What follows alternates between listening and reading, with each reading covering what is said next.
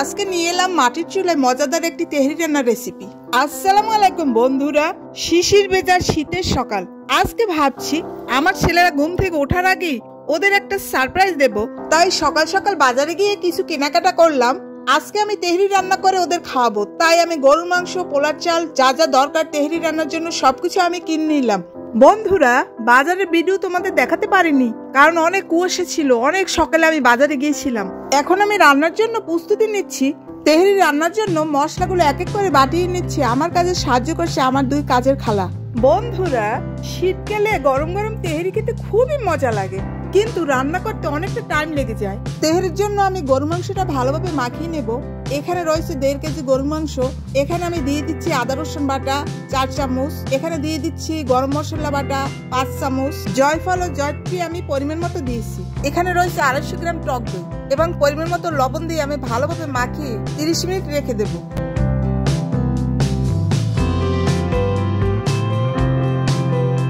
বন্ধুরা, ওই যে দেখছো আমার কাজের খালা, সে লাকড়িগুলো আমার কাছে ভেঙে ভেঙে নিয়ে আসছে। আমার অস্থায়ী রান্নাঘর, এখানে শুধু শীতকালেই মাঝে মাঝে রান্না হয়। এখন একটা কড়াইতে পরিমাণ মতো সরষের তেল দিয়ে দিচ্ছি। এই তেহরিটা যদি সরষের তেল দিয়ে রান্না করা হয় তাহলে খুবই খেতে স্বাদ হয়। আমি এখানে দিয়ে দিচ্ছি 1 কাপ পরিমাণ পেঁয়াজ কুচি। পেঁয়াজগুলো বাদামি হয়ে গেছে। এখন আমি দিয়ে দিচ্ছি মাখিয়ে রাখা মাংসগুলো। এখন ভালোভাবে কষিয়ে নিচ্ছি। মাংসটা কষিয়ে এখন ঢাকনা দিয়ে দেব। মাঝে মাঝে ঢাকনা তুলে আবার কষাতে হবে যাতে পোড়া না লেগে যায়।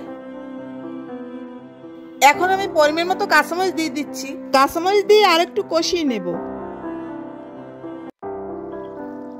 এখন গরম পানি দিয়ে ভালোভাবে মাংসটা সেদ্ধ করে নেব। এই তেহরির মাংসটা ভালোভাবে সেদ্ধ করতে হয়।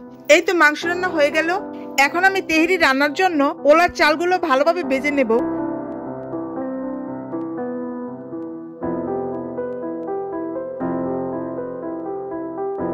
এখন আমি মাংসের ঝোল দিয়ে ভালোভাবে চালটা ভেজে নিচ্ছি।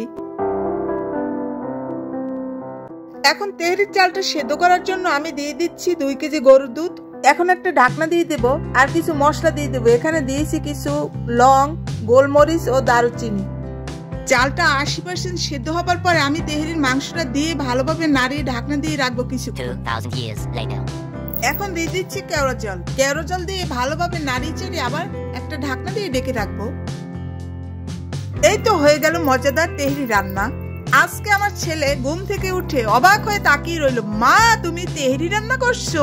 আজকে মজা করে খাবো এই ঠান্ডায়। তাই এখন আমার ছেলে খাচ্ছে মজা করে আর বলছে ওকে মা, খুবই ভালো হয়েছে। আজকে ভিডিওটি এখানেই শেষ করছি। ভালো থেকো, আল্লাহ হাফেজ।